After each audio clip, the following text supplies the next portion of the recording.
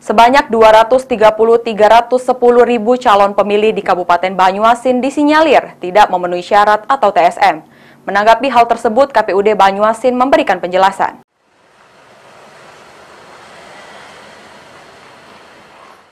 Adanya sejumlah data pemilih yang dinilai tidak memenuhi syarat setelah berakhirnya tahapan coklit yang dilakukan oleh KPUD Banyuasin. Secara teknis, KPUD Ketua Divisi Perencanaan Data dan Informasi KPUD Banyuasin menjelaskan bahwa memang benar terdapat data calon pemilih yang statusnya adalah TMS atau tidak memenuhi syarat.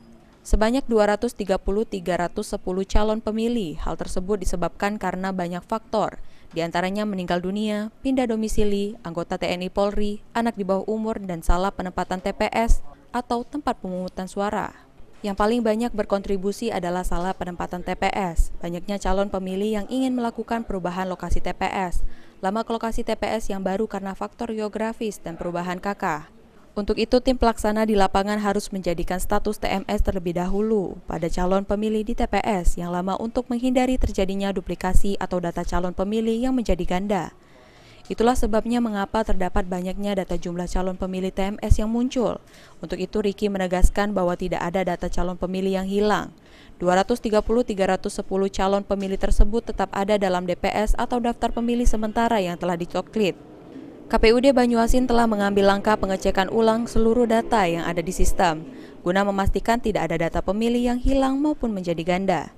KPUD Banyuasin menjelaskan bahwa saat ini data pemilih pun masih dapat berubah, karena data pemilih belum menjadi data pemilih tetap atau DPT. Bila terdapat kesalahan status, domisili, salah penempatan TPS, maka masih bisa melaporkan langsung ke KPUD Banyuasin dan akan diperbaiki pada masa DPS perubahan hingga masa penetapan DPT. Ya baik, jadi itu kita sudah menetapkan DPS pada tanggal 5 April kemarin ya.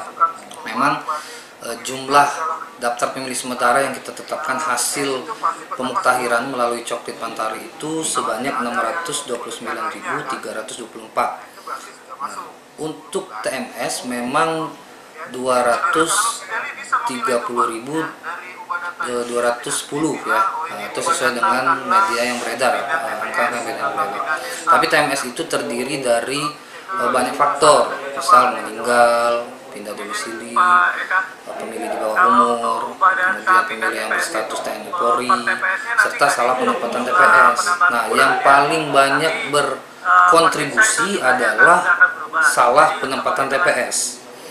Kenapa salah penempatan TPS? Karena pemilih yang di TPS asal sudah pindah ke TPS yang baru yang disebabkan oleh hasil coklit dari Pantari, baik itu alasan geografis maupun terpisahan KK, itu dipindahkan di TPS yang baru. Artinya ketika sudah pindah di TPS yang baru, maka otomatis di TPS yang lama pemilih yang bersangkutan harus di TMS-kan atau secara otomatis di TMS-kan.